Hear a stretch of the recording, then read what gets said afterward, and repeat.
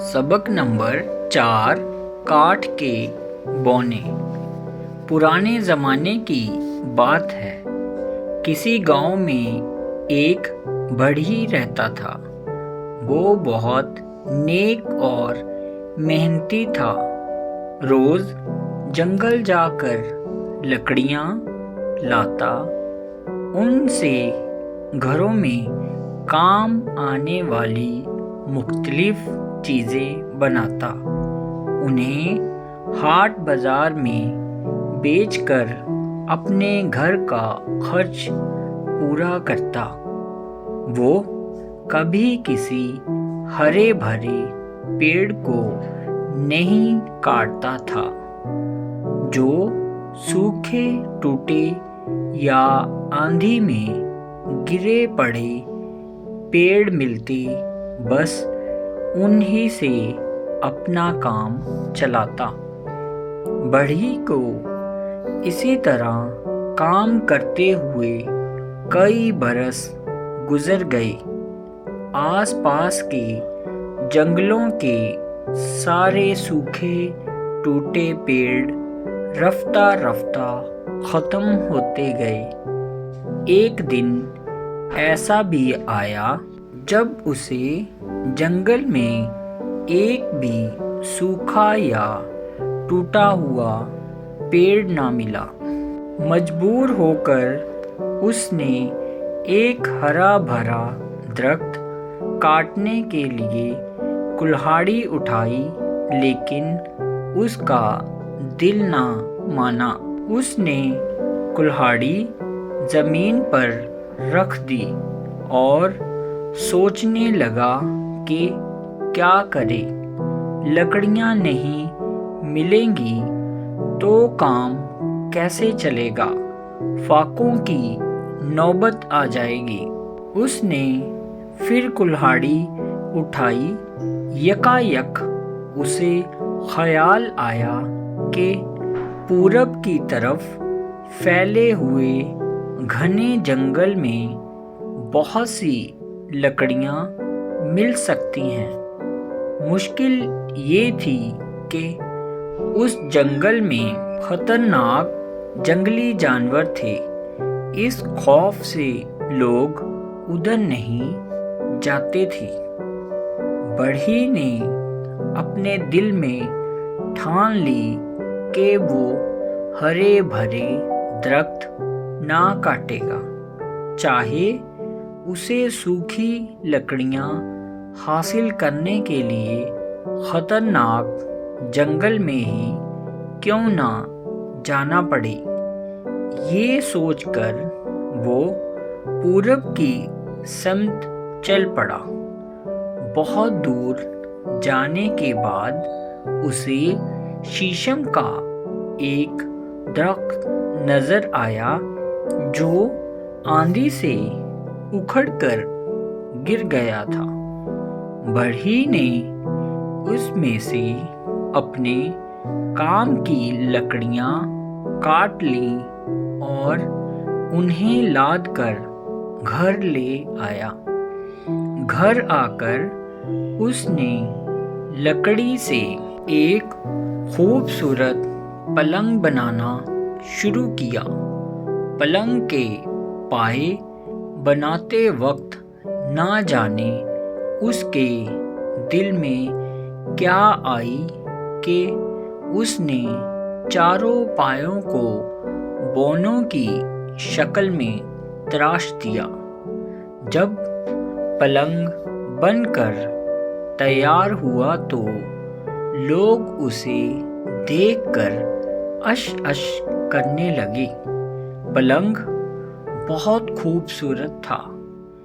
ऐसा मालूम होता था जैसे 4 बौने उसे अपने सरों पर उठाए खड़े हैं।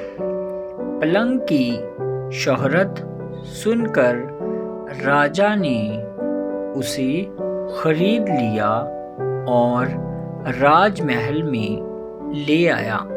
राजा जब रात को उस पलंग पर सोया तो उसे खूब मज़े की नींद आई। जब आधी रात गुजरी तो यकायक उसकी आँख खुल गई। उसने देखा पलंग का एक पाया दूसरे पाए से कुछ कह रहा है। दोस्तों, राजा तो आराम से सो रहा है, क्यों ना हम लोग इतनी देर में राजमहल की सैर कर आएं। दूसरे पाए ने कहा, अगर हम यहाँ से निकलकर सैर को जाएंगे तो पलंग जमीन पर गिर जाएगा और राजा की नींद टूट जाएगी। तीसरे पाए ने कहा, तो फिर हम ऐसा करें कि एक एक करके सैर को जाएं, बाकी 3 पलंग को उठाए रखें। ये तजवीज़ सभी को पसंद आई। पहला पाया राजमहल की सैर करने के लिए वहाँ से बाहर चला गया। थोड़ी देर बाद जब वो वापस आया तो सब ने कहा, हमें भी तो कुछ बताओ कि तुमने क्या देखा। पहला पाया बोला, मैं यहाँ से निकलकर सबकी नज़रों से छुपता हुआ महल के बावर्ची खाने में जा पहुँचा। वहाँ क्या देखा कि राजा का बावर्ची एक थैले में दाल, चावल और घी वगैरह चुरा कर ले जा रहा है। उसकी ये हरकत मुझे बहुत बुरी लगी और मैं वापस चला आया। इसके बाद दूसरा पाया सैर को गया।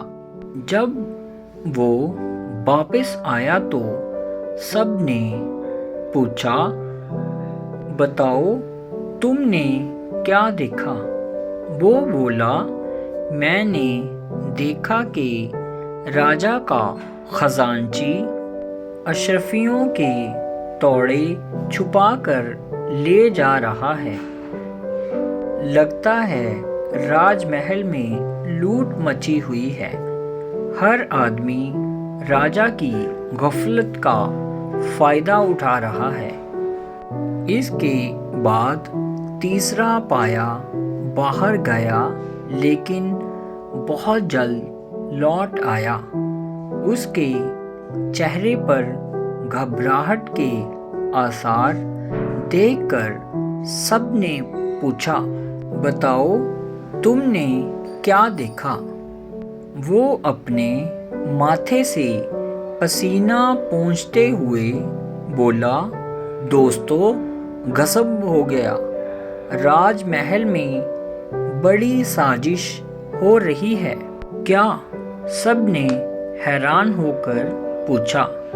तीसरे पाए ने कहा, मैं जो बाहर गया तो देखा कि वजीर और सिपह सालार दोनों दीवार के पास खड़े धीरे धीरे बातें कर रहे हैं। वो लोग राजा को कत्ल करके राजपाट अपने कब्जे में कर लेना चाहते हैं। चौथे पाए ने कहा, तुम तीनों ने जो कुछ भी देखा वो सच है। इसमें हैरत की कोई बात नहीं। जो राजा ऐशो आराम में पड़ जाता है, गफलत की नींद सोता है, उसके साथ यही होता है। जो राजा अपने महल के हालात से भी बेखबर हो, जो अपने खजाने और खुद अपनी तरफ से गाफिल हो, वो रियाया की हिफाजत कैसे कर सकता है? ऐसे राजा का तो मारा जाना ही अच्छा है। तीनों पाए बोले, क्या अब कुछ नहीं हो सकता? क्यों नहीं हो सकता? चौथे पाए ने कहा, अगर राजा गफलत की नींद से जाग जाए, जिम्मेदारी के साथ राजपाट संभालने का अहद कर ले, साजिश करने वालों को सजा दे।